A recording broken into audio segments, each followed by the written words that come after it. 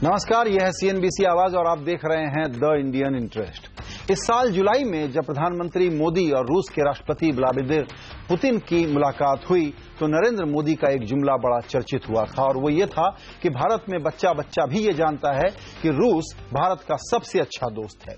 दिल्ली में राष्ट्रपति पुतिन से मुलाकात में भी मोदी की बात यही रखी गई।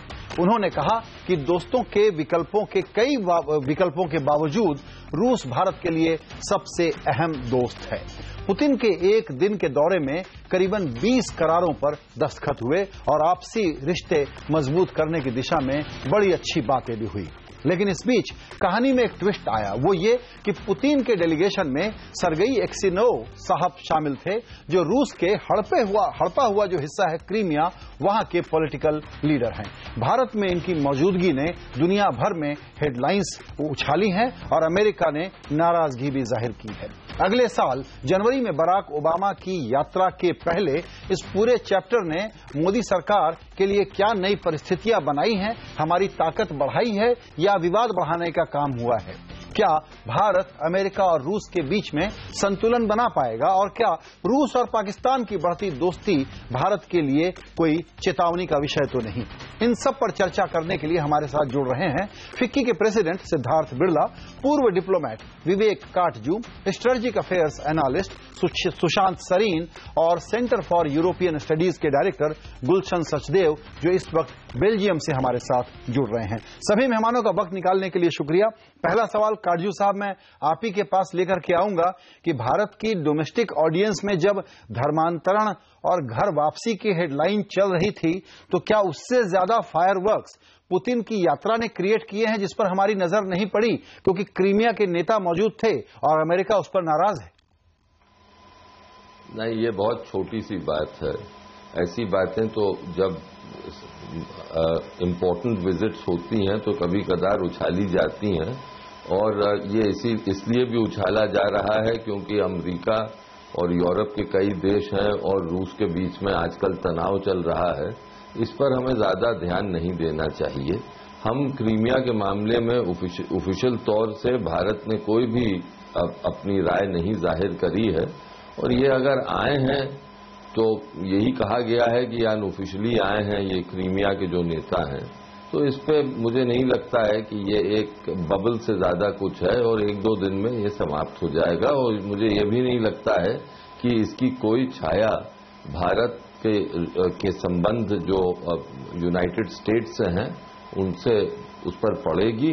औपचारिकता के तौर पे एक स्टेटमेंट जारी हो गई है वॉशिंगटन से, लेकिन उस पर ज्यादा मैं तो कोई जी बिल्कुल फॉर्मर डिप्लोमेट उसको मैं कोई ज्यादा महत्व नहीं देता हूं। जी बिल्कुल। सुशांत, आप एग्री करेंगे कि औपचारिकता के लिए भले ही अमेरिका ने एक बयान दे दिया हो, ये बिल्कुल हल्की फुल्की छोटी सी बात है और इसको बहुत अहमियत नहीं देनी चाहिए, खास करके तब जब भारत ये कह रहा है कि दो तरह के बयान आए हैं। एक तो ये कि हमको पता नहीं था कि वो आ रहे हैं और दूसरा वो ऑफिशियल टॉक्स में तो शामिल थे ही नहीं। मेरे ख्याल वो शायद डेलीगेशन के भी मेंबर नहीं थे, ऑफिशियल डेलीगेशन के, क्योंकि नॉर्मली एक लिस्ट दी जाती है, लेकिन अगर होते भी तो मेरे ख्याल इससे कोई बहुत ज्यादा फर्क नहीं पड़ता और यहां पर मैं टोटली 100% सहमत हूं। अमेरिका अगर इसको नजरअंदाज करता तो अमेरिका की जो सारी यूरोपियन पॉलिसी है शायद उस पर भी एक असर पड़ता है। तो अमेरिका को इसका नोटिस तो जरूर लेना था और उन्होंने लिया और एक बयान दाग दिया। मेरे ख्याल ना तो हमको इसका कोई नीजक रिएक्शन करने की जरूरत है और अमेरिका की तरफ से भी एक औपचारिक तरीके से था। अमेरिका ये समझता है मेरे ख्याल, और अगर नहीं समझता तो समझना चाहिए कि भारत जैसा जो देश है वो अपना, देखिए अगर तो कोई अफ्रीका का छोटा सा मुल्क होता, एक प्रोडक्ट की इकोनॉमी होती, लगभग 10, 15, 20 लाख लोग होते तो शायद हम पूरा का पूरा अपना पलड़ा अगर अमेरिका या किसी और ताकत के साथ डाल देते तो बड़ी बात नहीं थी। लेकिन भारत जैसा विशाल देश जो है, जिसके इतने इंटरेस्ट हैं और तरह तरह के हैं और इतनी जिसकी पहुंच है, उससे ये एक्सपेक्ट करना कि वो सारा का सारा अपना दारोमदार किसी एक या दूसरे के पलड़े में डालेगा, मेरे ख्याल अमेरिका भी ये समझता है कि ये नहीं होगा। जी सुशांत, आप ही से ये सवाल पूछूंगा, क्या फिर ये कहना भी गलत होगा कि दरअसल इस यात्रा को कहीं ना कहीं पुतिन ने कोई एक कहिए मैसेज देने के लिए या थोड़ा सा इरिटेट करने के लिए क्रीमिया के नेता को खास तौर पर लेकर के आए और उसके लिए उन्होंने इस यात्रा को यूज किया? मेरे ख्याल वो एक साइड शो होगा। अगर वो उनकी नीयत ये भी थी तो वो एक साइड शो होगा, लेकिन रूस की भी जो मुश्किलें हैं वो बढ़ रही हैं पिछले 6-8 महीनों से, जब से सैंक्शंस लगनी शुरू हुई हैं और उसके बाद जब से तेल की कीमतें गिरनी शुरू हुई हैं, तो रूस की जो अर्थव्यवस्था है वो बिल्कुल चरमरा सी गई है।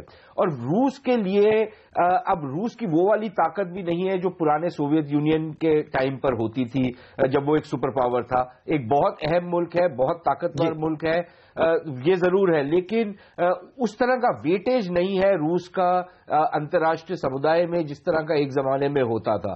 तो रूस को भी भारत की जरूरत है, ये सिर्फ वन वे ट्रैफिक नहीं है, पहले भी थी भारत की जरूरत, अब भी है। भारत एक मंडी है उनके लिए, उनके डिफेंस के साजो सामान के लिए और तरह तरह की और उनकी चीजें, इंटरेस्ट जो है भारत के साथ जुड़ते हैं। तो मेरे ख्याल इसको कुल मिलाकर देखा जाएगा, इसलिए पुतिन साहब आए। क्रीमिया वाला एक थोड़ा सा साइड शो था, जैसे हिंदी फिल्मों में एक वो होता है एक साइड की एक्टिंग, वो उस तरह की चीज थी, उससे ज्यादा कुछ नहीं। बिल्कुल, चलिए तो साइड शो से हटा करके अब मूल विषय पर फोकस करते हैं।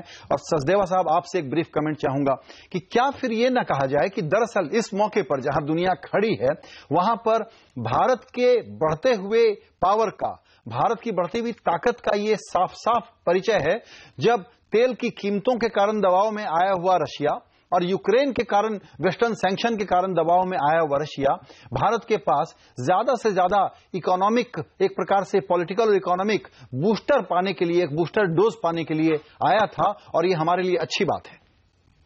वो देखिए, ऐसा है कि भारत और रूस के संबंध कोई नए तो है नहीं है। ये एक रूटीन मीटिंग भी थी एक तरीके से, क्योंकि जब से 2000 से हमने वो समझौता रूस के साथ किया है, सामरिक समझौता, ये 15वीं मीटिंग थी। तो हर साल मीटिंग होती है, कोई नई नहीं है, लेकिन ये है कि परिस्थितियां बदली हुई हैं। भारत में नई सरकार थी, जैसा आपने कहा कि रूस दबाव में है क्रीमिया के कारण, और वहां पे सैंक्शंस है यूरोप से और अमेरिका की तरफ से दबाव है। तो उस संदर्भ में इसके ऊपर थोड़ा ध्यान ज्यादा दिया जा रहा था इस बार। लेकिन और उसमें जैसा आपने कहा कि 20 समझौते भी हस्ताक्षर हुए हैं, लेकिन अब परिस्थितियां बदलने के बाद थोड़ी उम्मीद ये थी कि ये नई सरकार है भारत में, तो शायद कुछ नई दिशा, जो काफी स्टैग्नेशन से आया हुआ था भारत और रूस के संबंधों के अंदर, उसको मोदी सरकार कुछ नई दिशा देगी। लेकिन ऐसा इस समिट के बाद कुछ मुझे ऐसा नजर आया नहीं, क्योंकि अगर आप देखें कि जो पूरे पिछले 15 साल में अभी कोई लगभग 150 समझौते, इन समझौतों को मिला के हमने किए हैं। कुछ समझौते कागजों पर रह गए हैं, कुछ के ऊपर कुछ अमल हुआ है, लेकिन जितने भी प्रोजेक्ट्स, चाहे वो डिफेंस के हो, न्यूक्लियर के हो, तेल और गैस के हो, सभी के अंदर दो चीजें भारत रूस के संबंधों में निकल के आती हैं जी। एक तो ये कि सबके अंदर कॉस्ट ओवररन हुआ है, दूसरा डिले बहुत हुई है जी। तो अभी देखते हैं कि इस बार उम्मीद थी कि कुछ बड़े प्रोजेक्ट शायद कुछ ऐसे अनाउंस किए जाएंगे जी, जैसे उम्मीद कुछ की जा रही थी कि कोई तेल गैस की वहां से पाइपलाइन के बारे में कुछ बड़ा अनाउंसमेंट किया जाएगा, क्योंकि रशिया जिस तरह के जियोपॉलिटिकल कॉन्टेक्स्ट में है जी, और जिस तरह से दोनों लीडर काफी मजबूत लीडर हैं, शायद इस तरह की कुछ बड़ी बात सामने आएगी। ऐसा कुछ वो मुझे उसमें नजर आया नहीं है। बिल्कुल। अभी कुछ जो बातें हुई हैं, जैसे कि न्यूक्लियर पावर प्लांट की है, वो तो 2008 में भी हुई थी, 2010 में भी हुई थी, 9 में भी हुई थी। ये तो एक तरह से पुरानी जो बात चल रही थी उसको सिर्फ क्लोजर दिया जा सका है। बिल्कुल। मुझे लगा कुछ बहुत ऐसा नया उसके अंदर से कुछ निकल जो आप कह रहे हैं कि नया जो नहीं हुआ है, ये इस पर मैं चाहूंगा कि काटजू साहब जरूर रिएक्ट करें, लेकिन उसके पहले एक बिजनेस पर्सपेक्टिव ले लेते हैं सिद्धार्थ बिरला साहब से। सिद्धार्थ बिरला साहब, दरअसल जो दूसरे बड़े देशों की बड़ी हाई प्रोफाइल विजिट्स यहां हुई या मोदी जी गए, वो ज्वाइंट स्टेटमेंट तक थे। मेरा ख्याल है कि रशिया एक पहला महत्वपूर्ण पार्टनर है जिसके साथ बहुत बड़े एग्रीमेंट साइन हुए हैं, जिसमें सबसे ज्यादा इंपॉर्टेंट तो डिफेंस वाला है, एनर्जी वाला है, ऑयल सप्लाई के बारे में भी है और साथ ही साथ डायमंड जैसी चीजों को भी शामिल किया गया है। करीबन 10 एक न्यूक्लियर रिएक्टर बनाने की बात का करार हो गया है। माना जाए कि जो मोदी डिप्लोमेसी का डिस्प्ले होना चाहिए उसका ये पहला फुल प्ले है, एक पूरा पहला चैप्टर खोला गया है। देखिए, कई जैसा आपने कहा कि कई एग्रीमेंट्स हुए, कई तो कमर्शियल नेचर के एग्रीमेंट्स थे, कई कोऑपरेटिव एग्रीमेंट्स थे, पर अगर महत्वपूर्ण 2-3 चीजें देखी जाएं तो एक तो एनर्जी सिक्योरिटी यानी कि एनर्जी के सब्जेक्ट पे काफी बातें हुई हैं और नई दिशा खुली है जिसमें कुछ न्यूक्लियर कैपेसिटी का हमारे यहाँ एक्सपेंशन हो सकता है और उसके क्या फॉल आउट हो सकते हैं in terms of local manufacture, वो आगे जाके देखा जाएगा। क्योंकि अभी तक दूसरे देशों के साथ हमारी वो लायबिलिटी बिल वाली करार अभी तक फाइनल नहीं हुई है, तो मेरे ख्याल में रशिया एक इंपॉर्टेंट हमारे लिए सप्लायर है न्यूक्लियर एनर्जी एरिया में।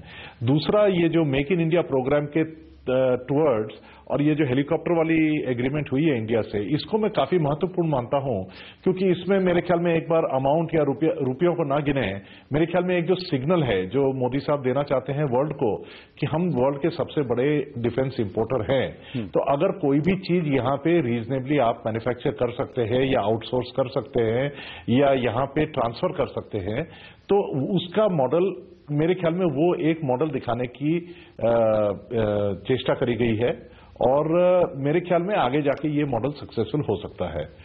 और जहां तक मेरे ख्याल में जैसा काजू साहब ने भी फरमाया और लोगों ने भी कहा कि जो एंगेजमेंट रहा है 6 महीनों में तीसरी बार मिल रहे हैं पुतिन साहब को जी। आज रशिया की भी दरकार है, इंडिया को भी अपनी जियोपॉलिटिकल सिचुएशन इस्टेब्लिश करने की दरकार है, परंतु जहां तक रशिया अलोन से सवाल है, मेरे ख्याल में हमारी काफी रिलेशनशिप ब्रिक्स के अम्ब्रेला के तहत मेंटेन करी जाएगी रशिया के साथ और ये एक जो एनुअल समिट था उसके फुलफिलमेंट में ये मीटिंग करी गई। जी दिस इज माई रीडिंग। जी बिल्कुल, आपकी रीडिंग ये है कि ये ब्रिक इसका एक और दूसरा सप्लीमेंट्री चैप्टर है। चर्चा जारी रखेंगे और समझने की कोशिश करेंगे अपने मेहमानों से कि दरअसल एक नई कुछ बात हुई है या नहीं, या इसको नया माना जाए कि नहीं कि अब यहां पर डिफेंस के लिए अगर आपको बड़े सौदे चाहिए तो यहां मैन्युफैक्चरिंग करनी चाहिए और रशिया उसमें पहला कदम उठा रहा है इस करार के दरमियान जिसमें कि हेलीकॉप्टर यहां बनाने होंगे। छोटा सा ब्रेक।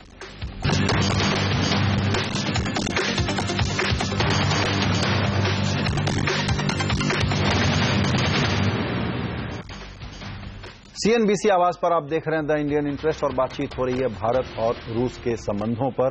पुतिन दौरे के तुरंत बाद इसका क्या निचोड़ निकलता है ये समझने की कोशिश कर रहे हैं हमारे खास मेहमानों के साथ, सिद्धार्थ बिड़ला, काटजू साहब, सुशांत सरीन और सचदेवा साहब।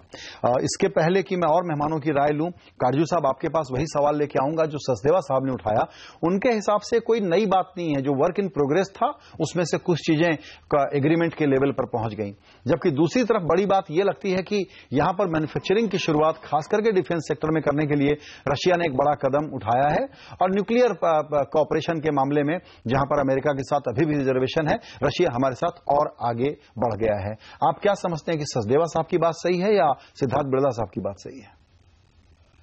देखिए, मुझे नहीं लगता है कि हर विजिट में ये उम्मीद लगानी चाहिए कि नई दिशा निकलेगी। मुझे मैं खुद ज्यादा ध्यान इस पर देता हूं कि क्या जो नेता हैं मोदी जी और पुतिन साहब, वो मजबूती के साथ और ऊर्जा के साथ जो भी निर्णय लिए गए हैं उनको कार्यान्वित करने में सफल होंगे या नहीं होंगे। और मुझे ये उम्मीद है कि मोदी जी की जो शैली है और पुतिन साहब की जो शैली है, उससे लगता है कि दोनों नेता ब्यूरोक्रेसीज को, अपनी नौकरशाही को पर दबाव डालकर ये हुक्म देंगे कि जो हमने फैसले किए हैं उनको अब आप ग्राउंड में, रियलिटी में तब्दील करिए। इसमें ये भी उम्मीद लगानी चाहिए कि हमारी जो बिजनेस और इंडस्ट्री है वो भी सहयोग करेगी, क्योंकि रूस की ओर कई कारणों की वजह से बिजनेस और इंडस्ट्री को कुछ संकोच है, ज्यादा झुकाव पाश्चात्य के देशों की ओर है और ये स्वाभाविक है, इसमें कोई ऐसी गलत बात नहीं है। लेकिन रशिया में भी बहुत अपॉर्चुनिटीज हैं, उस पर भी ध्यान देने की जरूरत है।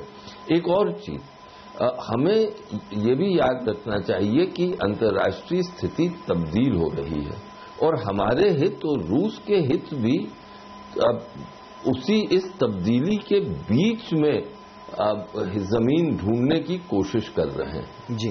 और एक चीज जो मुझे बहुत इंपॉर्टेंट लगी, जो एक बयान जारी हुआ है, विजन स्टेटमेंट जिसको कहा जा रहा है, उसमें ये कि दोनों देशों के नेताओं ने कहा कि हम चाहते हैं कि साल भर के अंदर, जब तक कि यूनाइटेड नेशंस की 70th एनिवर्सरी हो, तब तक comprehensive convention against international terrorism, जो कि भारत ने 18-19 साल हुए इंट्रोड्यूस किया था, वो कामयाबी तक पहुंचे जी। तो ये बहुत कॉन्क्रीट चीज है और भारत के अब विदेश मंत्रालय पर ये एक उनको साफ सिग्नल है कि वो ज्यादा एक्टिव हो इस मामले में जी।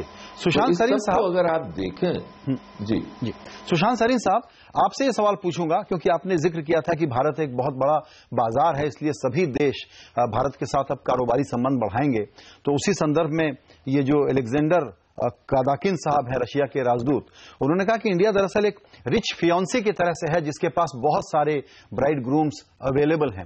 लेकिन दूसरी तरफ अमेरिका का ये बयान अगर हम सामने रखें, जिसमें वो कह रहा है कि ये यूक्रेन के चक्कर में जो बातचीत चल रही है, it is too early for India to do business with Russia.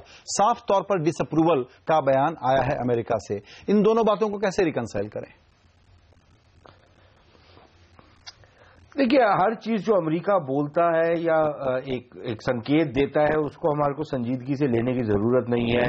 America को वो करना है जो उसको करना है और हमको वो करना है जो हमको करना है। लेकिन मुद्दा कुछ और है। रूस के साथ देखिए, रिश्ते एक तरफ काफी रोबस्ट रिश्ते हैं, लेकिन इसमें पेचीदगियां भी बहुत आई हैं पिछले कई सालों में, जब से सोवियत संघ टूटा है। कि रक्षा सौदों की ही बात कर लें, उसमें बहुत प्रॉब्लम्स आ रही हैं, स्पेयर्स की, उसमें इक्विपमेंट की, तरह तरह की प्रॉब्लम्स आ रही हैं, क्वालिटी की भी प्रॉब्लम्स आ रही हैं। अब बात तो ये हो रही है कि रूस यहां पर मैन्युफैक्चर करेगा, लेकिन अभी तक हमारे पास वो मॉडल नहीं है कि किस तहत करेगा। क्या वो एक सिर्फ असेंबली लाइन होगी यहां पर या उससे ज्यादा कुछ होगा? हमारे यहां पर बहुत माना जाता है कि ब्रह्मोस मिसाइल का हम बहुत ढिंडोरा पीटते हैं, लेकिन अगर देखा जाए तो ब्रह्मोस मिसाइल या 5th जनरेशन फाइटर में हमारी सिर्फ इक्विटी पार्टिसिपेशन है। टेक्नोलॉजी के लिहाज से हमको रूस ने अपने पास नहीं आने दिया उसमें, और सारा का सारा उन्होंने दारोमदार संभाला। लेकिन हम फिर भी उनके लिए एक बड़ी अहम मंडी है।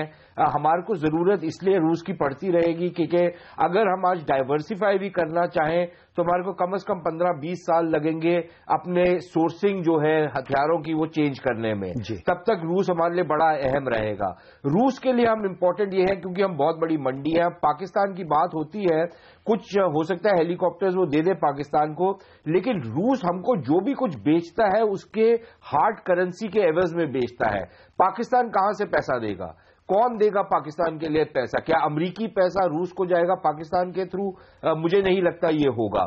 दूसरी चीज, चीन के साथ जिस तरह के उनके रक्षा के सौदे हैं, वो भी हमारी जो सुरक्षा है उस पे एक तरीके से सेंध लगाते हैं।